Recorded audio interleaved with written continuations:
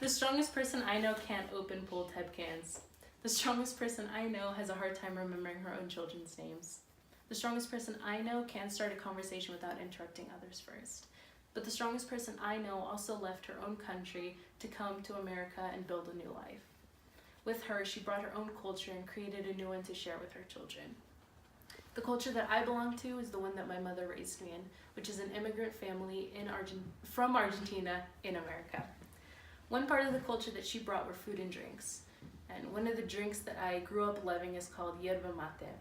Mate itself is a loose leaf tea that is served in a cup specifically made for mate, which is usually rounded and made of glass, wood, or fruit shells, and is shared amongst the group with a metal straw. When you share mate with other people, you're showing a sign of friendship and you're showing that you want to build bonds with that other person. By sharing the same drink, you're in a way creating a connection between everybody in the group. I personally loved drinking mate with my family just because of the strong connection that we had together.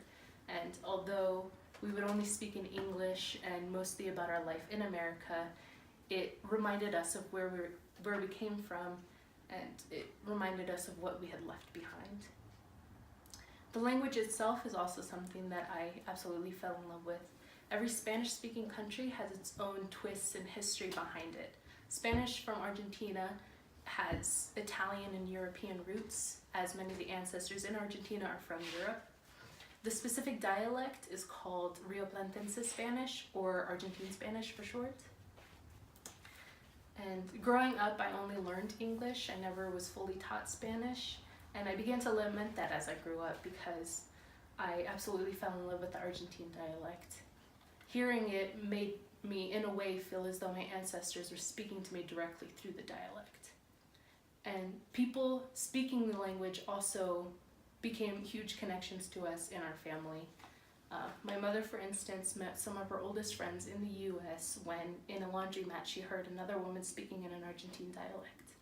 From that moment on, their friendship spanned years and has been one of the strongest friendships that we had here in America. Speaking Spanish outside of the family has brought us issues, though, as well, as non-speakers find it rude to speak Spanish in a group that might not all speak Spanish. And that has been one of the biggest hardships that we have faced being immigrants, which is the miscommunication, both literally and physically, within our culture and people outside of that. Now, my parents immigrated for better opportunities. Although our culture is beautiful,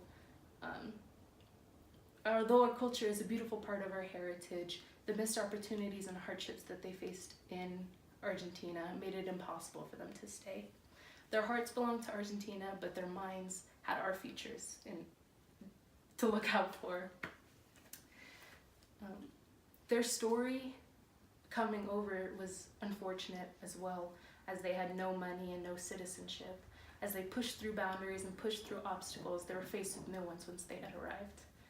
The hardships and the difficulties that they came across coming to America is a big part of who I am today. The culture that we refuse to leave behind, as well as the new one that we assimilated to, is the culture that I am very proud to be a part of.